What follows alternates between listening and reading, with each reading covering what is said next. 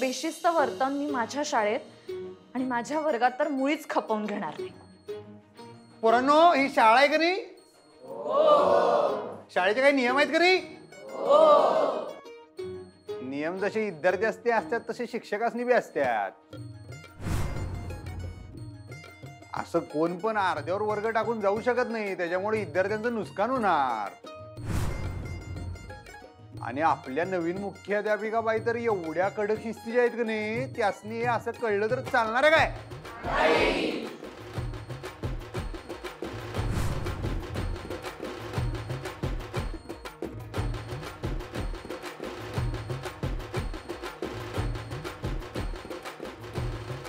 हा, तर मी काय विचारत होतो मास्तरीन बाई, ते भेटीलागी जीवामध्ये कोणाच्या जीवाची आस कोणाच्या जीवाला लाग येले?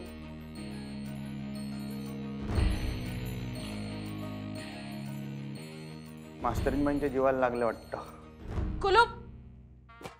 आ? कुलूप. हा धडा शिकतोय आपण. सगळ्यांनी कुलूप हा धडा काढा. आणलंय का पुस्तक? बसा.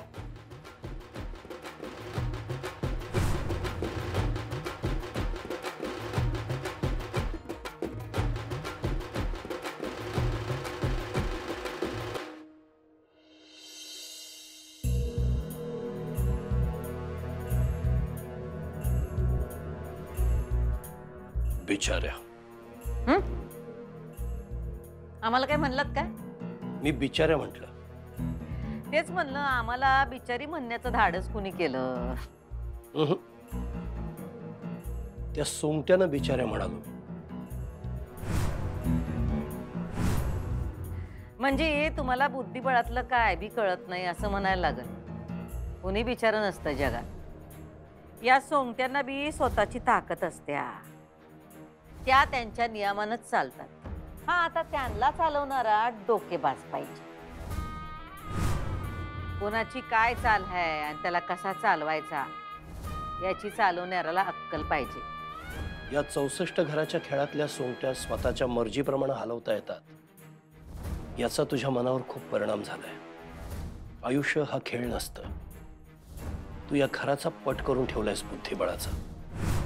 पण एक गोष्ट लक्षात ठेव, सोंगट्या आणि माणसं यात फरक असतो मोठा. सोंगट्यानं स्वतःचं मन नसतं, स्वतःचा विचार नसतो. पण माणसानं स्वतःचं मन, स्वतःची बुद्धी, स्वतःचा मेंदू असतो. तू जर माणसानं सोंगट्याप्रमाणे हलवायला लागलीस ना, तर गणित चुकेल तुझं. माणसाचं मन असतंय आणि मेंदू पण असतोय, बरोबर आहे तुमचं. पण एकदा का त्या मेंदूचं गणित कळलं का नाही, का माणसात आणि सोंगट्यात काय बी फरक राहत नाही बघा. फक्त ते गणित कळायला पाहिजे. हे बरोबर आहे तुझं. पण एकदा का ते गणित कळलं की मग आपण माणसांना आपल्या गरजेप्रमाणे हवं तसं वापरतोय का त्यांना जपतोय, हे वापरणाऱ्याच्या बुद्धीवर, त्याच्या हेतूवर, त्याच्या सदसद विवेक बुद्धीवर ठरतं, नाही का?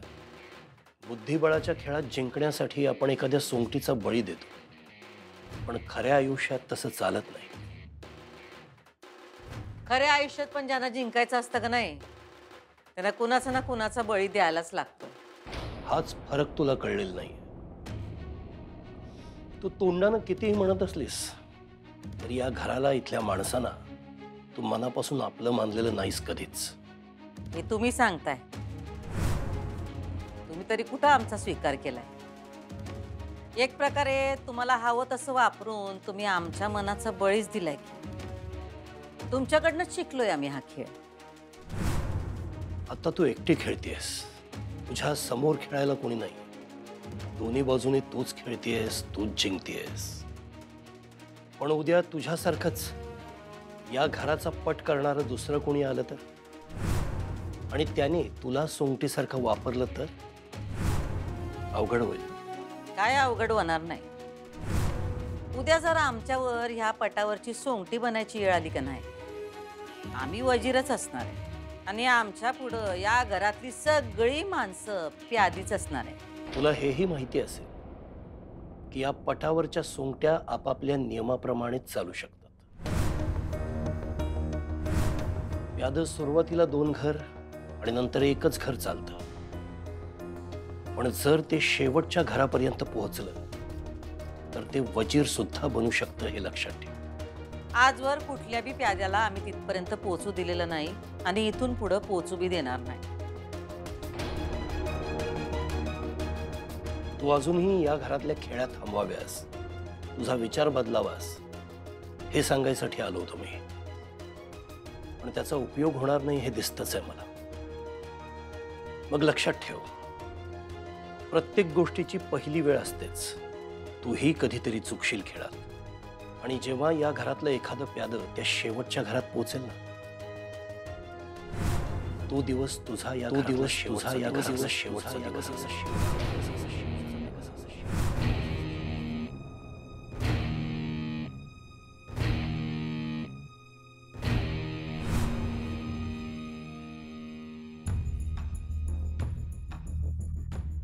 मॅडम, आपण मला बोलवलं?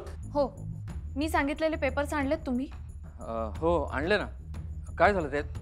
अधिपती सूर्यवंशी शाळेत कसे आले? त्यांनी ॲडमिशन घेतली आहे मॅडम शाळेत. ॲडमिशन घेतली? कशी? त्यांनी शाळेच्या सर्व फॉर्मॅलिटीज कंप्लीट करून ॲडमिशन घेतली आहे मॅडम शाळेत. आणि मॅडम, इतक्या उशिरा येऊन पण शाळेच्या पूर्ण वर्षाची फी भरली आहे त्यांनी. कसं शक्य आहे? प्रभारी का होईना मुख्याध्यापिका आहे मी. माझ्या सहीशिवाय कुठलीही ॲडमिशन होऊ शकत नाही, आणि मी नाही सही केली त्यांच्या प्रवेश अर्जावर. मग कशी काय झाली त्यांची ॲडमिशन? नाही मॅडम, तुमचा काहीतरी गैरसमज होतोय. 1 मिनिट, हा थांबा.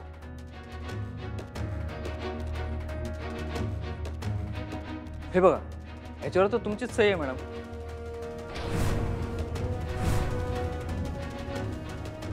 हे कोणी केलं? हे कोणी केलंय मला सांगा. म्हणजे मला काही समजलं नाही मॅडम.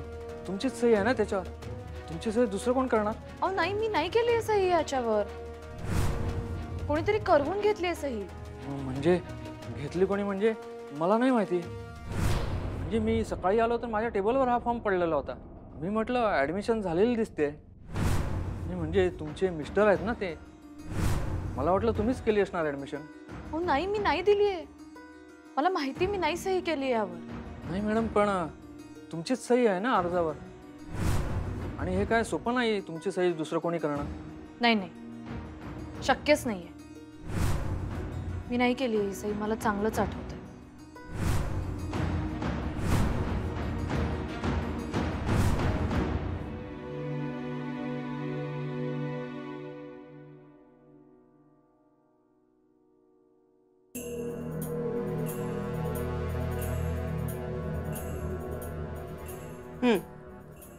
आओ, घ्या नाश्ता घ्या.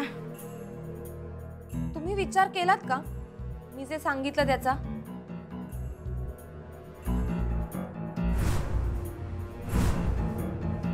काय? ताई आणि अधिपतींबद्दल. बाबा, मला एक सांगा, किती सिंपल लॉजिक आहे हे. म्हणजे अधिपतींनी ताईला हाताला धरून घराबाहेर काढलं. जो नवरा ताईला हाताला धरून घराबाहेर काढतो तो आपल्या दारात येऊन जर तिला भेटायचा प्रयत्न करत असेल तर हीरा, अगं काय घडलं आणि कसं घडलं हे सगळं सांगितलंय ना अक्षराने आपल्याला. नाही नाही, ते मला सगळं माहिती आहे. पण मी जे म्हणतेय ना ते सिद्ध झालंय. तुम्हाला कळतंय का? म्हणजे मी ताईला सांगितलं, ताईंनी अधिपतींना सांगितलं, आणि निखिलला परत त्याची नोकरी मिळाली. लक्षात कसं येत नाहीये तुमच्या? म्हणजे लक्षात येत नाही म्हणजे काय म्हणायचंय तुला? म्हणजे अधिपतींनी अक्षराला घराबाहेर काढलं, ती इथे येऊन राहिली, हे सगळं त्यांनी संगनमताने केलंय असं तुझं म्हणणं आहे? आणि हे सगळं कशासाठी? तर तुला आणि निखिलला त्रास देण्यासाठी असं वाटतंय तुला? काय काही वेड्यासारखं बोलतेस हीरा? बाबा, वेड्यासारखं काय आहे ह्याच्यामध्ये? अहो, धडधडीत दिसतंय की ते दोघं संगनमताने वागतायत. ते अधिपतींना निखिल कधीच नोकरीवरती नको होता. त्रास होतो त्यांना निखिलचा. फक्त कारण शोधत होते निखिलला नोकरीवरून काढून टाकण्याचं. अगं, त्यांना निखिलला कामावरनं काढायचंच होतं, तर अक्षूला घराबाहेर काढून किंवा तिला इकडे पाठवून वगैरे हे सगळं करायचं काय गरज होती त्यांना? कशाचाही संबंध कशाशी का जोडतेस तू? ह्याचं स्पष्टीकरण द्या ना की असं का घडलं. म्हणजे ताई बोलल्या बोलल्या निखिलला नोकरी परत कशी मिळाली, का झालं असं? त्यांचं संगनमत नसतं तर असं झालं असतं का? इरा, जरा वेगळ्या पद्धतीने विचार करायला शिक ना. नाही म्हणजे त्या दोघांना जर संगनमताने तुम्हाला दोघांना त्रास द्यायचा असताना तर अक्षरा अधिपतींना बोलायला गेली असती का? आणि त्यांनी तरी तिचं का ऐकलं असतं? नाही, तुझ्या म्हणण्यानुसार ते जर मिळून तुम्हाला दोघांना त्रास द्यायचं ठरवत असतील तर हे सगळं झालंच नसतं ना. ती सांगायला गेली नसती, त्यांनी ऐकलं नसतं, नाही का? मला तर वाटतंय ना तूच काहीतरी आमच्यापासून लपवतीयस. मला खात्री आहे निखिलने तिथे काहीतरी गोंधळ घातला असणार आहे ना, म्हणून त्याला काढलं असेल. झालं म्हणजे तुम्ही आता आमच्यावरच या. हा, मी करते ते चुकीचं आहे, आम्ही बोलतोय ते खोट आहे, म्हणजे ताई बरोबर आणि आम्ही खोटे. ग आम्ही असं कुठं म्हणलोय बाळा? हे बघ, अक्षरा सुद्धा कधी कधी चुकत असते, पण आता तिची अजिबात काहीही चूक नाहीये आणि ती असं वागणारही नाही. अच्छा, म्हणजे मी खोटं बोलतेय आणि मी सगळं चुकीचं करतेय. ताई फक्त आदर्श आहे, सद्गुणांचा पुतळा फक्त ताईच आहे आणि सगळे दुर्गुण फक्त माझ्यातच आहेत. हेच तुम्ही कायम बोलत आला आहात. मी आज जे बोलतेय ना ते तुम्हाला कळणार नाही, पण नंतर पश्चाताप होईल की नाही बघाच.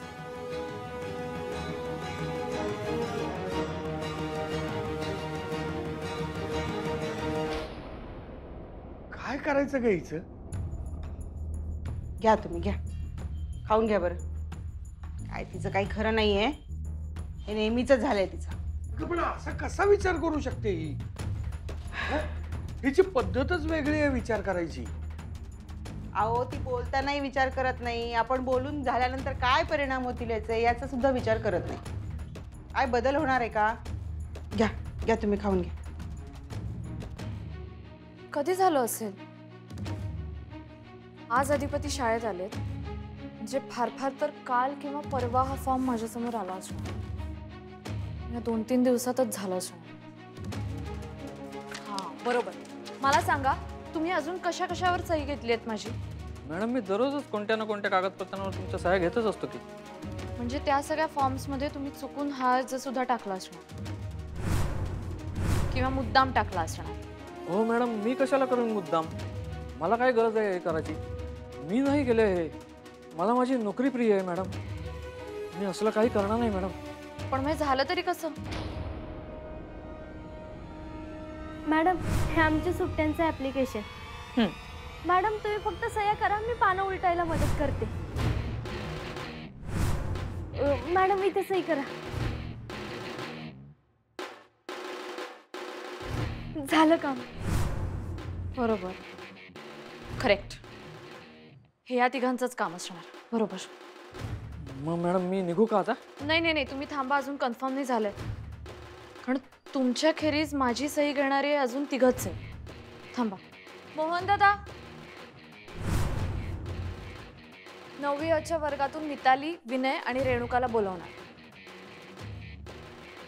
ही सही मी नाही केलेली, कुणीतरी माझ्या नकळत करवून घेतली आणि आज मी निकाल लावणारच आहे. नाही नाही, हे वातावरण जर पूर्ववत व्हायचं असेल ना तर एकच उपाय आहे आपल्याकडे. नाही नाही, मला माहितीये तुझ्या डोक्यात काय चाललंय ते. अहो, पण आपल्याकडे दुसरा काही पर्याय नाहीये, तेच करावं लागणार आहे आपल्याला. अगं पण मला नाही माहिती याचा काय परिणाम होईल ते. अहो, होऊन काय होणार आहे? हे बघा, आपण जर भुवनेश्वरी मॅडमना भेटायला गेलो ना तर त्यांना आपलं ऐकावंच लागेल ना. नाही म्हणजे त्यांना नाही म्हणणं जड जाईल, म्हणून म्हणते मी. नाही नाही, मला नाही वाटत तसं. अहो, तुम्ही सांगा बरं, तुम्हाला काही सुचतंय का? हे बघा, जोपर्यंत अक्षरा तिकडे जाणार नाही ना तोपर्यंत हा विषय संपणार नाही. आणि आपल्यालाही तेच हवंय ना. मला मान्य आहे की आपल्याला आपल्या मुली काही जड नाही आहेत, पण म्हणून काय त्यांनी संसार करू नये असं आपल्याला वाटणार नाही ना. अहो, कुठल्या आईवडिलांना असं वाटेल? कुठल्या आईवडिलांच्या मनात असं येईल? सांगा बरं तुम्ही. मला असं वाटतंय का की अक्षरांनी जाऊ नये म्हणून? पण हे बघ, तिच्या सुखातच आपलं सुख आहे ना.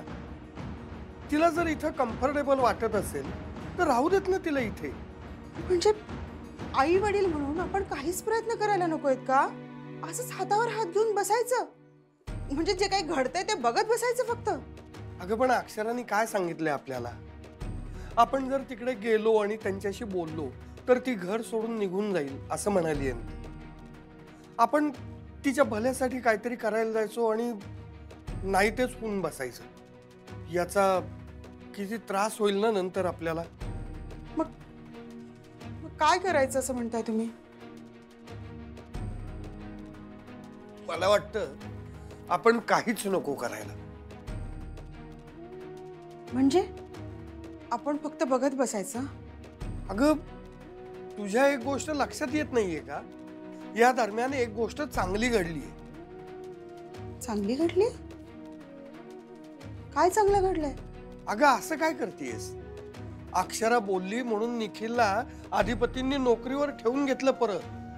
म्हणजे ते जर तिला भेटत असतील, तिचं ऐकत असतील तर ती वाट आपल्यासाठी मोकळी आहे. मग आपण नको पडायला त्याच्यात. खरंय तुमचं, पण माझं काय म्हणणं आहे की जर ते परत निखिलला नोकरीवर घेऊ शकतात तर परत आपल्या बायकोला घरी का नाही आणू शकत? म्हणजे कशाची वाट बघतात ते? अगं आता त्यांच्या आईवर त्यांचं प्रेम आहे, त्यांच्यावर विश्वास आहे त्यांचा. म्हणून तर आईला दिलेला शब्द पाळण्यासाठी त्यांनी अक्षराला घराबाहेर काढलं ना. पण तू हे विसरतेस की अक्षरावरही त्यांचं खूप प्रेम आहे. हो हो, पण हे बघा, हे मातृप्रेम आणि पत्नी प्रेम या सगळ्यामध्ये कायम मातृप्रेमच जिंकत आलंय ना. अगं पाण्यावरचा तरंग आहे हा. हा थांबला ना की सगळं शांत होईल. म्हणजे तुम्हाला काय म्हणायचंय? आपण फक्त वाट बघत बसायची का? कधी कधी ना काहीही न करणं ही सुद्धा एक कृतीच असते. आणि जेव्हा आपल्याला वाटेल ना की आता काहीच होणार नाही, त्यावेळेला आपण काहीतरी करूया. खरं तर पटत नाहीये मला हे, पण ठीक आहे. आता यावेळी तुम्ही जसं म्हणता ना तसं करून बघू आपण. घेणार का तुम्ही? अजून आहे घरात बनवलेलं, आणू का? हो चालेल, घेऊन येते. हे बघा, त्या मुलीने सगळं तसंच ठेवलंय, काही न खाता गेली. इरा ना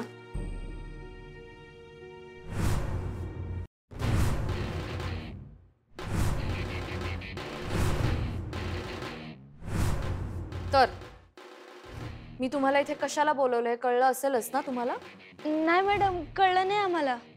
अच्छा, म्हणजे तुम्ही स्वतःहून कबूल नाही करणार. विनय, म्हणजे आम्ही काय कबूल करायचंय मॅडम? अधिपती कसे आले शाळेत? त्यांचं ऍडमिशन कसं झालं? म्हणजे आम्हाला काही कळलं नाही मॅडम. अहो आम्हाला पण शॉक बसला त्यांना वर्गात येताना बघून. शॉक बसला? नाही म्हणजे भारीच वाटलं, आनंदच झाला त्यांना वर्गात बघून. अच्छा, म्हणून तुम्ही माझ्या नकळत त्यांच्या प्रवेश अर्जावर सही करून घेतलीत, बरोबर? काय? आम्ही? कधी? त्या दिवशी तुम्ही आला होतात माझ्याकडे, तुम्हाला सुट्टी हवी होती, सुट्टीचे अर्ज घेऊन आला होतात. तेव्हा त्या अर्जांमध्ये तुम्ही त्यांचा अर्ज सुद्धा टाकलात, बरोबर ना? नाही नाही, आम्हाला कसं, आम्ही असं कसं करू मॅडम? आम्हाला काय माहितीच नाही. अधिपती सरकार पहिल्यांदा आले ना वर्गात तेव्हाच आम्ही त्यांना पाहिलं. आम्हाला वाटलं तुम्हीच त्यांना बोलवलं, म्हणजे तुम्हीच त्यांना ऍडमिशन दिलं. तसे ते नवरा आहेत ना तुमचे. हे विन्या, नवरा काय नवरा? मिस्टर म्हण. मिस्टर काय मिस्टर? मालक म्हणतात त्यांच्याकडे. बास झालं. मुकाट्याने कबूल करा आता तिघ जण. मला माहितीये तुमची त्यांच्याशी किती दोस्ती येते. ह्या आधी सुद्धा तुम्ही त्यांच्यासाठी कितीतरी गोष्टी केलेल्या आहेत, विसरले नाहीये मी. आणि आता तरी तुमच्या खेरीज मला कुणीच दिसत नाहीये हे करू शकणार. हे क्लार्क सर आहेत ना? हा?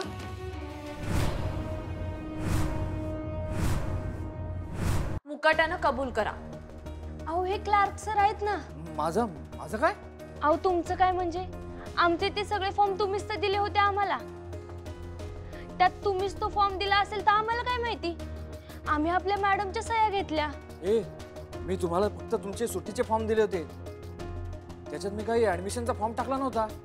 अहो तुम्ही नाही टाकला, पण चुकून आला असेल तर, आणि चुकून मॅडमनी सही केली असेल तर. हा नाही म्हणजे तुम्ही आमच्या फॉर्मवर सही करायचं म्हणून तुम्ही त्यांच्या फॉर्मवर सही केली असेल, असं चुकून पण होऊ शकतं ना, हो की नाही मॅडम? हो कळतंय मला आता, तुम्हा सगळ्यांचं कारस्थान आहे ना हे. काय हो, तुम्ही पण सामील आहात ह्यांना? हा काय बोलताय मॅडम तुम्ही? मला हे काहीच माहित नाही, मी काही केलेलं नाही याच्यात मॅडम. मला माझी नोकरी प्रिय आहे मॅडम. आम्हालाही नाही माहिती, आम्ही कशाला असलं काय करू. नाही नाही नाही, काहीच उपयोग नाहीये. आता पोलिसांनाच बोलावं लागणार, त्याशिवाय तुम्ही काही कबूल करणार नाही.